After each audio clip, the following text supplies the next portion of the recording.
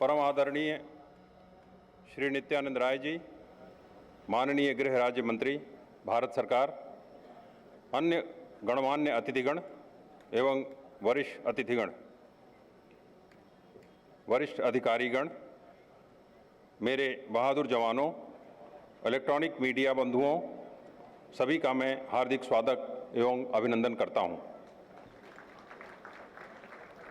माननीय गृह राज्य मंत्री जी ने अपने व्यस्ततम कार्यक्रमों के बावजूद आज इस बल की 82वीं वर्षगांठ के अवसर पर हमारे बीच पधार कर अपनी गरिमामयी उपस्थिति से हम सभी को अनुग्रहित किया, जो सीआरपीएफ के प्रति महोदय के विशेष लगाव का परिचायक है। आपकी बहुमुखी प्रतिभा एवं देश सर्वोपरि का भाव हमारे लिए सदैव प्रेरणा का स्रोत बना रहेगा। इस बल की समृद्ध विरासत एवं 82 वर्षों की अतुलनीय शौर्य की स्वर्णिम गाथा अपने आप में एक इतिहास है। इस बल का गठन स्वतंत्रता से पूर्व 1939 में क्राउन रिप्रेजेंटेटिव पुलिस अर्थात सीआरपी के रूप में हुआ था और 1949 में यह सीआरपीएफ के रूप में परिवर्तित हुआ। आज इस बल में 247 बटालियन हैं और करीब 3,25,000 की संख्या बल के साथ सीआरपीएफ विश्व का सबसे विशालतम एवं आंतरिक सुरक्षा हेतु अग्रणी सशस्त्र पुलिस बल है। देश में जहां कहीं भी कानून और व्यवस्था की समस्या होती है, चुनाव या अन्य किसी भी प्रकार की ड्यूटी में जब भी केंद्रीय सुरक्षा बलों की आवश्यकता होती है, तो राज्य सबसे पहले सीआरपीएफ की ही मांग करते हैं। केंद्र सरकार ने भी चुनाव हेतु सीआरपीएफ को ही नोडल एजेंसी नियुक्त किया है। जम्मू कश्मीर में सैकड़ों दुर्दांत आतंकवादियों को मार गिराने एवं फिदायीन हमलों को नाकाम करने में इस बल ने बड़ी कामयाबी हासिल की है। सभी अर्धसैनिक बलों में सीआरपीएफ की अपनी एक विशिष्ट पहचान है। राष्ट्रीय एकता एवं अखंडता कायम रखने में इस बल की बड़ी महत्वपूर्ण भूमिका रही है। सीआरपीएफ ने अपने इन स्वर्णिम 82 वर्षों के कालखंड में शौर्य व साहस की अनेकों मिसाल कायम की हैं, जो इतिहास के पन्नों में स्वर्णाक्षरों में दर्ज हैं। सीआरपीएफ ने स्वयं को लोकतंत्र का सबसे मजबूत प्रहरी सिद्ध किया है। जब कभी भी देश की अखंडता एवं लोकतंत्र के समक्ष कोई भी चुनौती आती है, तो इस बल के जवानों ने पूर्ण निष्ठा से काम करते हुए और अदम्य साहस और शौर्य का परिचय देकर उसका डटकर मुकाबला किया और देश की सुरक्षा तथा सम्मान को बनाए रखने में अहम भूमिका निभाई।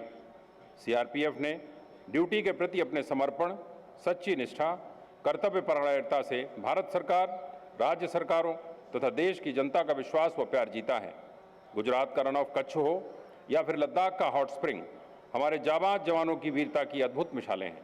सीआरपीएफ एक ऐसा बल है जिसके पास अलग अलग परिस्थितियों का सामना करने के लिए अपनी स्पेशलाइज्ड विंग्स हैं, जैसे कि सांप्रदायिक व जातीय हिंसा रोकने, बाढ़ व आगजनी के दौरान राहत कार्य से निपटने में आरएएफ सक्षम है, तो नक्सलवाद व माओवाद से निपटने के लिए कोबरा बटालियन और लोकतंत्र के मंदिर संसद की सुरक्षा में पीडीजी बटालियन तथा वीआईपी की सुरक्षा में एसडीजी बटालियंस हैं।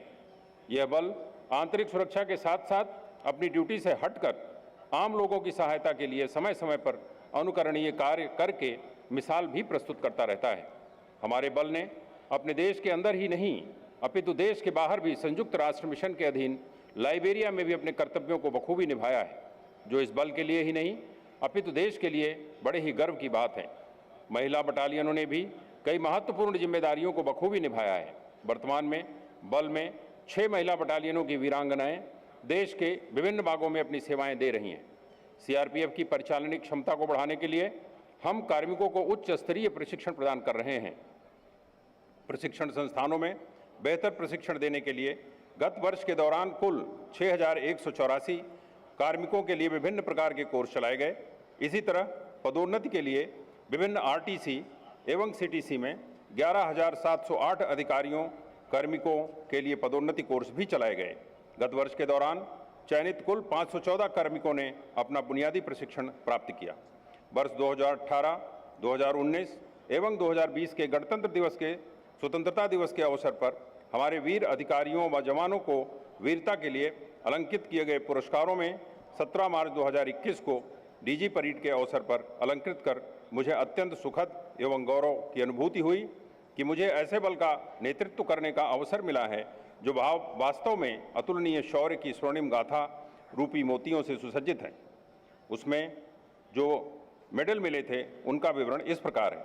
Police medal for guarantee 32, police medal for meritorious services 56, सर्वोत्तम जीवन रक्षा पदक 1, जीवन रक्षा पदक 1।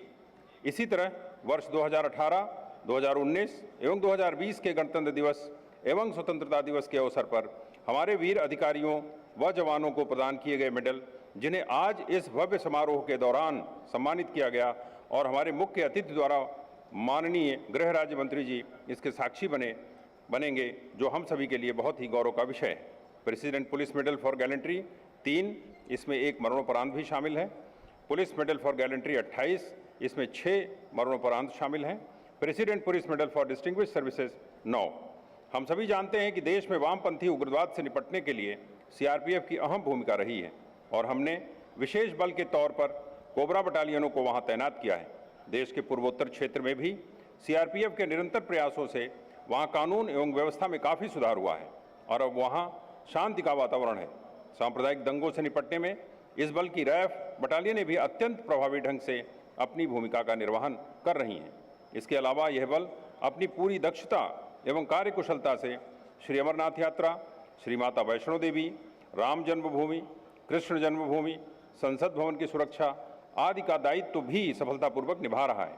देश ही नहीं वरंतु विदेशों में भी यूएन मिशन के अंतर्गत कोसोवो, श्रीलंका, हाइती, लाइबेरिया में भी इस बल ने अपनी महत्वपूर्ण भूमिका अदा की है।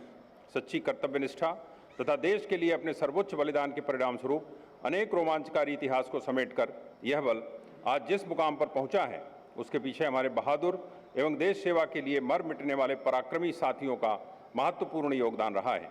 इस अवसर पर हम अपने वीर साथियों को भी दिल की गहराइयों से श्रद्धा भाव से स्मरण करते हैं, जिन्होंने देश सेवा में अपने प्राणों की आहुति दी है। आज इस अवसर पर हम उनके नक्शे कदम पर चलते हुए तन मन से देश सेवा करने का प्रण लेकर उनके प्रति अपनी सच्ची श्रद्धांजलि अर्पित करते हैं। द्रुत कार्यबलों के लिए दंगारोधी उपकरणों, बल के जवानों के लिए अत्याधुनिक सुरक्षा उपकरण एवं अन्य साजो सामान तथा बल की परिचालनिक क्षमता को बढ़ाने के लिए लाइट बुलेट प्रूफ एवं मीडियम बुलेट प्रूफ गाड़ियां, रिकवरी वैन आदि की खरीद की गई है। उच्च तकनीक से सुसज्जित हथियार, नाइट विजन डिवाइस एवं अन्य उपकरणों की भी खरीद की गई है। जम्मू कश्मीर में आतंकवादियों के सफाये के लिए गठित त्वरित कार्यदल को भी अत्याधुनिक हथियार एवं साजो सामान से सुसज्जित किया जा रहा है। ऑपरेशन के दौरान घायल जवानों को तत्काल एडवांस ट्रॉमा लॉइक सपोर्ट उपलब्ध कराने हेतु फील्ड हॉस्पिटल्स, मोटरसाइकिल एम्बुलेंस आदि से तथा शीघ्र से शीघ्र हेलीकॉप्टर इवैक्यूएशन या एयर एम्बुलेंस उपलब्ध कराते हुए स्पेशलिस्ट ट्रॉमा सेंटर भेजने की व्यवस्था की गई है। छत्तीसगढ़ के सुदूर इलाके में बासागुड़ा, चिंतलनार, चिंता गुफा एवं भेजी में जवानों एवं आम नागरिकों के लिए 4 फील्ड चिकित्सालय भी बनाए गए हैं। हम बल के विकास, रहन सहन में सुधार और स्वस्थ वातावरण तैयार करने तथा जवानों के कल्याण के लिए निरंतर प्रयासरत रहते हैं। हमारे बल के जवानों को कठिन परिस्थितियों में भी की जाने वाली ड्यूटियों को देखते हुए सरकार भी हमारे जवानों के कल्याण के लिए अनेकों प्रकार की सुविधाएं उपलब्ध कराती है। अब ऑपरेशनल ड्यूटी के दौरान घायल होने पर जवान के इलाज करवाने की अवधि को ऑन ड्यूटी माना जाता है। बल के जवानों की विभिन्न समस्याओं के त्वरित समाधान हेतु ग्रीवांस मैनेजमेंट सिस्टम नामक एक ऐप भी लॉन्च किया गया है। जम्मू कश्मीर में पदस्थ केंद्रीय पुलिस बल कर्मियों को ड्यूटी स्थान से छुट्टी पर जाते समय आवागमन की सुविधा मुहैया कराने के उद्देश्य से जम्मू श्रीनगर, श्रीनगर जम्मू और श्रीनगर दिल्ली श्रीनगर के मध्य हवाई यातायात की सुविधा का विस्तार भी किया गया है। जम्मू कश्मीर में अब प्रत्येक जवान हवाई जहाज से आवागमन कर सकेंगे। इसके साथ ही रेलवे वारंट का चलन बंद करते हुए रेल यात्रा के लिए सभी बटालियनों, ग्रुप केंद्रों, प्रशिक्षण संस्थानों, रेंज, सेक्टर तथा जोन मुख्यालयों में IRCTC की ई-टिकटिंग की सुविधा शुरू कर दी गई है, जिससे जवान अब कैंप से ही बुक की गई आरक्षित सीटों पर रेल यात्रा कर रहे हैं।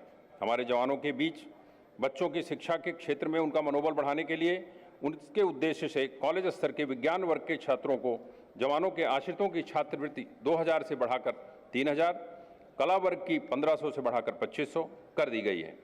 10वीं में 10 CGPS लाने वाले बच्चों को एक मुश्त 5000 की राशि दी जाती है।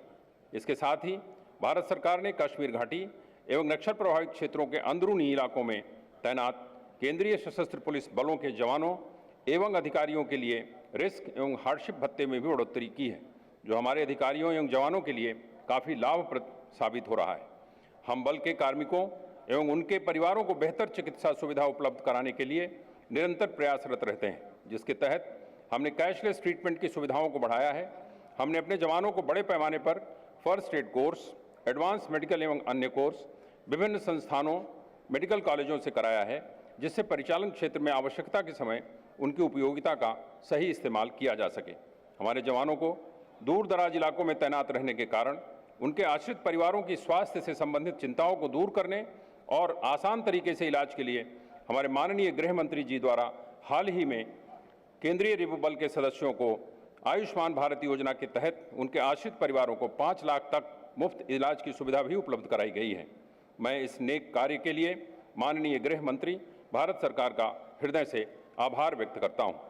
आंतरिक सुरक्षा के अतिरिक्त इस बल की छवि एक मददगार के रूप में भी देश की जनता के बीच में हमेशा से रही है।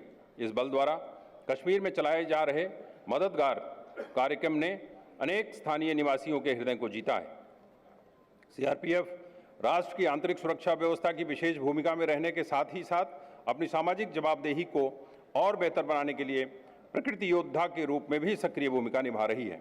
गत वर्ष के दौरान सीआरपीएफ ने पौधारोपण अभियान विश्व पर्यावरण दिवस के अवसर पर 5 जून 2020 से शुरू किया और सीआरपीएफ ने लगभग 1,37,00,000 पौधे स्वयं अपने बल स्तर पर लगाने के विशाल कार्य को पूरा करने के लिए बहुत ही सक्रिय भूमिका निभाई है। सीआरपीएफ देश के नागरिकों की सुरक्षा हेतु पूरी तरह समर्पित रहकर अपना संपूर्ण योगदान दे रहा है। अंत में मैं माननीय मुख्य अतिथि महोदय का एक बार पुनः हृदय की गहराइयों से स्वागत करता हूं कि आपने अपने व्यस्ततम कार्यक्रमों में से समय निकालकर अपनी गरिमामयी उपस्थिति से आज की इस 82वीं वर्षगांठ की भव्य परेड एवं अलंकरण समारोह की शोभा बढ़ाई। साथ ही आपने हम सभी का मनोबल भी बढ़ाया, जो निश्चित ही हमें गौरवान्वित और प्रोत्साहित करता रहेगा। मैं बल के उन सभी अधिकारियों एवं कार्मिकों तथा उनके परिजनों को विशेष बधाई देता हूं, जिनको आज इस समारोह के दौरान उनके सराहनीय सेवाओं के लिए विभिन्न पदकों से सम्मानित किया जा रहा है। धन्यवाद। जय हिंद।